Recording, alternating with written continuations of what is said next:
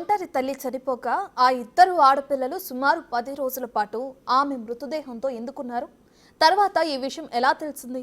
వారు సైతం ఆత్మహత్య యత్నం ఎందుకు చేసుకున్నారు? తమ సూసైడ్ నోట్లో తండ్రి మేనమామల పేర్లు రాశారు. దానికి కారణం ఏంటి?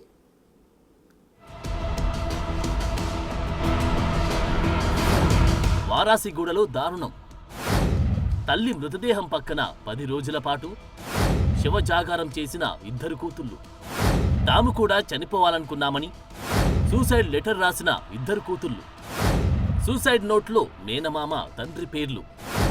వారి వల్లే తల్లి చనిపోయిందన్న ఆరోపణ. అది సికింద్రాబాద్ వారాసిగూడ. జనవరి 22న లలిత అనే వివాహిత మృతి చెందింది. జనవరి 23న లలిత ఇద్దరు కూతుళ్లు రవళిక, యశ్విత సూసైడ్ నోట్ రాశారు. తాము కూడా ఆత్మహత్య చేసుకోవాలనుకున్నారు. కానీ ఎందుకో ధైర్యం చాలక అలాగే ఉండిపోయారు. అలా 1-2 రోజులు కాదు, ఏకంగా 10 రోజుల పాటు వారలా తల్లి మృతదేహం పక్కన శవజాగారం చేయాల్సి వచ్చింది.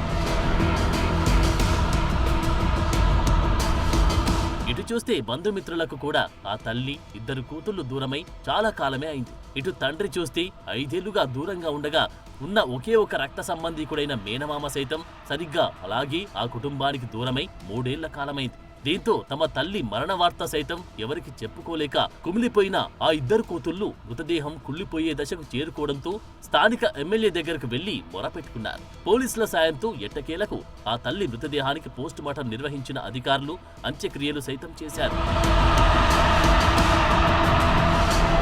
ఇది ఇలా ఉంటే ఇద్దరు కూతుళ్లు రాసిన సూసైడ్ లెటర్లు తండ్రి రాజు, మేనమామ రమేష్ తో పాటు ప్రకాష్ రెడ్డి పేర్లు రాయడంతో వీరంతా ఒక్కసారిగా ఉలిక్కిపడ్డారు. తాము కొన్నేళ్లుగా ఆ కుటుంబానికి దూరంగా ఉన్నామని బిగ్ టీవీ ఫోన్ కాల్ చేయగా చెప్పారు మేనమామ రమేష్.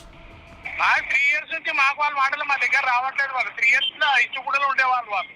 ఓకే, ఆ పిల్లలిద్దరూ మా మేనమామనే కారణము అని చెప్పి మీ పేరు రాశారు సూసైడ్ లేఖలో. ఎందుకు రాశారండి అలా? ఏమో తెలియదండి. నిన్న 3 ఏళ్ళ సరే మా ఇంటికి రారు, ఇప్పుడు రమ్మని చెప్పారు. మీకు వస్తున్న రాత్రి సీఏతో మాట్లాడాను రాత్రి.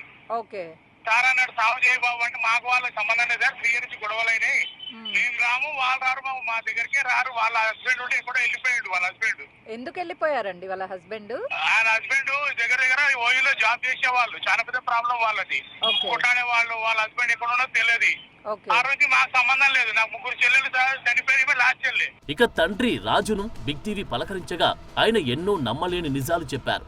ఇటు తల్లి కోల్పోయి అటు తండ్రికి సైతం దూరంగా పెళ్లిడికొచ్చిన ఆడపిల్లలు ఇలా మిగిలారు. వీరి పరిస్థితి ఏమిటి అని బిగ్ టీవీ ప్రశ్నించగా ఆయన తన కూతుళ్ళని కూడా చూడకుండా ఎంతో ఘోరంగా మాట్లాడడం కనిపించింది. ఆ విషయం వారికే తెలియాలని, ఒకవేళ తన భార్య ఆత్మహత్య చేసుకుని ఉంటే ఆమెకు కూడా ఇదే అనుమానం వచ్చి ఉంటుంది కాబట్టి లలిత మృతికి సంబంధించిన అంశంలో తాను కూతుళ్ళని అనుమానిస్తున్నాను అని చెప్పుకొచ్చారాయన.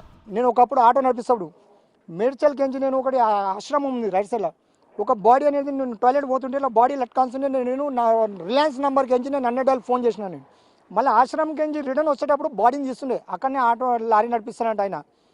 అట్లాంటిది వీళ్ళు 8 దినాలు బాడీ ఇంట్లో పెట్టుకొని ఉన్నారంటే సంథింగ్ ఈజ్ రాంగ్.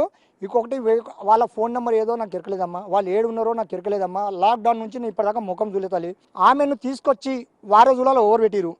బోడబండలో ఉన్నామే, శ్రీరామ్ నగర్లో ఉన్నామే, రహమత్ నగర్లో ఉన్నామే. ఆడికేంచి ఈడికి యూనివర్సిటీ కాడికి దగ్గరలో తెచ్చిపెట్టినారు ఎవరు. లలిత కూతుళ్లు రవళిక, యశ్విత మీడియాను కూడా బెదిరించారు. తమ తల్లి మీడియా కారణంగానే చనిపోయారని, మరో లేఖలో మీడియా పేరు కూడా రాస్తామని అనడం బట్టి చూస్తుంటే అనుమానంగా ఉందంటున్నారు మరికొందరు. మరి లలిత ఎలా చనిపోయారు? ఆమె మృతికి గల కారణం ఎవరు? ఏం జరిగి ఉంటుంది? పోలీసు దర్యాప్తు ద్వారా తేలాల్సి ఉంది.